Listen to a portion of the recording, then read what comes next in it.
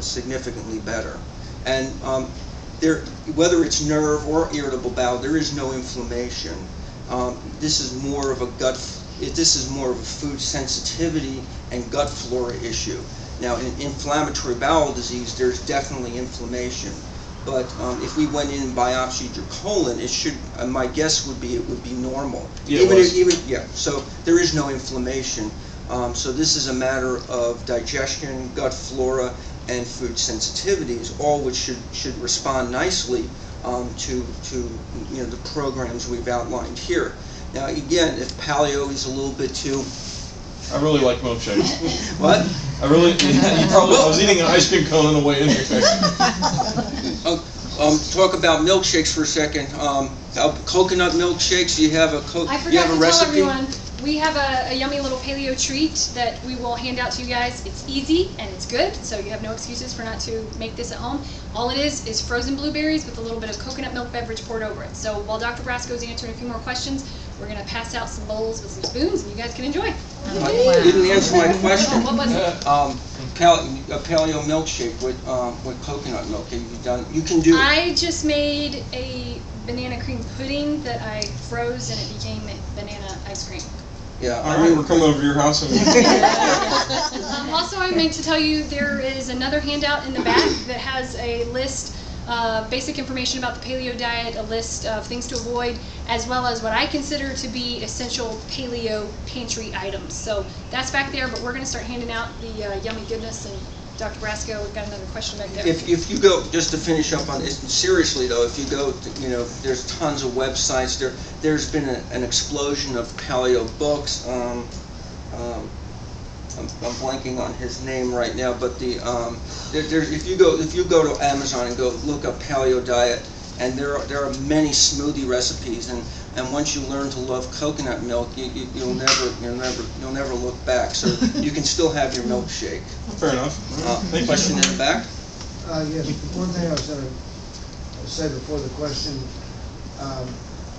is it's been my observation that Helicobacter pylori infection, it's kind of like or analogous to syphilis was many years ago. It's kind of a masquerader of many GI conditions.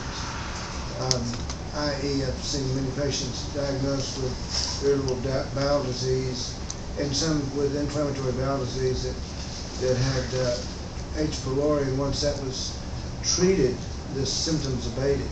Yeah, I don't know where I'm actually, I've developed a very close relationship, be it mostly online, with Dr. Tom Brody.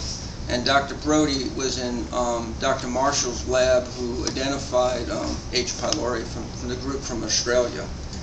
I don't know where I sit on the whole H. pylori thing, because it is a problem for some people, but worldwide, there are probably billions of people who have H. pylori, and what separates the person who becomes sensitive to H. pylori to the person who has H. pylori, and it's a non-issue, because probably worldwide more people have H. pylori than don't have it. The other thing I think, and this is my own bias, is how do you treat H. pylori? That was my question was going to be with antibiotics. Right. I was and asking if there were nutraceuticals or probiotics that had any effectiveness toward killing. Before I answer that question, I'm going to finish the idea. Sure. I think that there's a whole school of thought now, a very large school of thought, that relates inflammatory bowel disease to gut infection. So are you treating the H. pylori, or are you serendipitously treating a gut infection and getting results and improvement in the IBS because of the antibiotics' effect on gut flora? I think that remains to be seen. I treat H. pylori. I think it's. I tend to be in a little other camp. I think the deleterious nature of H. pylori is probably overstated. And I think that there are more nasty gut bugs that are living further downstream. Now, to answer the other, that's my bias and opinion, and it's certainly open for debate. I don't have good fact for that, so I just want to make it clear that's just my bias and clinical opinion. Although we know how much that was weighed, right? We all know that. But at any rate, the other question, mastic gum is a natural tree resin that has pretty good activity against H. pylori. Most probiotics are not going to be active in the stomach. I mean, that's why no one believed in H. pylori, because they didn't think any bug could live in the stomach because of the high acidic environment. So probiotics, I think, are going to be far less useful in the treatment if you're truly thinking you're treating H. pylori. But mastic gum, I have treated a number of people who had, who definitely had issues with H. pylori pretty successfully with mastic gum. Doesn't work for everybody, but it's certainly there's certainly data that shows that it's bactericidal against H. pylori. And let me just ask you, since it's been my experience and what I've read that one is hard-pressed to believe that monotherapy with antibiotics effectively kills H. pylori, which leads to my question. Do you know what the percentage of the kill rate is with mastic gum? No, I don't. There haven't been any studies. I mean, I'm not aware. I mean, the most I've seen was a couple of letters to the editor that showed that it was in vitro. It was an in vitro study that showed the activity, but there are no formal studies that show the killing of H. pylori. And you're probably right that probably unified therapy is probably not going to be enough, and you may be stuck with antibiotics. I'm not aware of anything naturally that can, that's going to. I would try mastic gum, and if you don't get it, then you have to move on to the next step. I'm being given the old ganker here, so we'll take one more question. How will the paleo diet affect high cholesterol and high blood pressure? It should basically cure it. Really? Yeah. I can confirm that my numbers have just gone down. Oh my God. Yeah. I mean, unlike what you've been taught, and the problem with cholesterol is driven by insulin, believe it or not. One of the surest, if you have high triglycerides, one of the surest way to get your triglycerides down is carbohydrate restrict. So you'd want to, if you're going to do paleo, you would be doing, again, your meats and vegetables, and a low amount of fruit and other carbohydrate initially. As your body becomes more insulin sensitized, you can expand the fruit. But that plus fish oils will cause triglycerides to drop like a rock. And then if you throw in a little bit of physical activity, that will help HDLs to go up. But this is a very effective treatment for hyperlipidemia. And again, Robb Wolf, if you look, that's ROBBWOLF, Robb Wolf. Hopefully, if I can ever get him to commit, I'll be doing a podcast with Rob. I'm acquainted with Rob fairly well.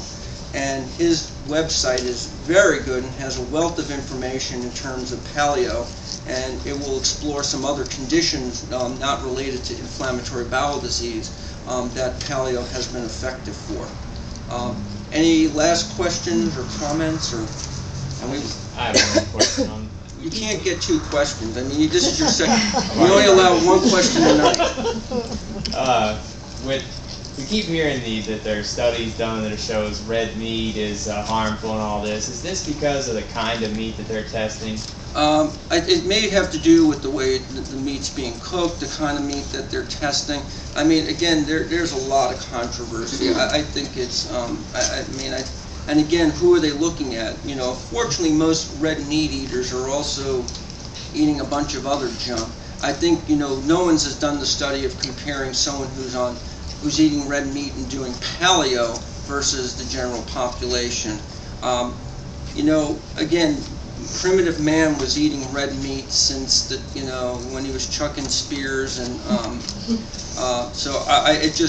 it's preposterous to me that this could represent a problem. It's something that's stuck. You have this vegetarian mindset, like it's sort of like they have, you know, some type of religious cult. No, I'm a vegan. You know, and I just don't agree with it. And again, the study that really needs to be done is people who are eating red meat in a paleo style versus the vegetarians and the general population. I think that you'll see that the paleo will fare well. One last thought, and again, you can't, every time you get me revved up, there was a study of a group in, and I'm blanking on the tribe's name, in South Africa. One was a coastal tribe and more of a, they were ranchers. The inner tribe was more agrarian. The reason why the study was very interesting is because there was homogeneity with the genetics, because they were both derived from the same genetic stock. One lived, though, closer to the shore, and they included meat and seafood in their diet, and the other one was basically vegetarian. Both groups were extraordinarily healthy, and I'll give you 3 guesses, though, who came out on top with all the health parameters, and your first 2 guesses don't count. It was the meat-eating, fish-eating group that actually came out as more. I mean, both of them, by American standards, had wonderful health parameters, blood pressure, cholesterol, but it was actually the meat-eating group that actually won the race. So, and I think that's an interesting study. That study goes back a bazillion years, but I still think it's interesting because you were dealing with 2 pretty healthy, homogeneous populations. Well, I think I've overwhelmed you. Any last comments? We appreciate you guys coming out. Hopefully next time around we're going to fill the rafters here, so get the word out. If you're not on the Facebook page, and I'm not, I'm still haven't figured out. My wife uses Facebook. I still don't know how to use the thing, but go to our Facebook page. What is it? All the information in the back. Go to our Facebook page and friend us and find a friend, and let's build up numbers and get the word out. And I applaud you guys and thank you for coming. Thank you, Mr. President.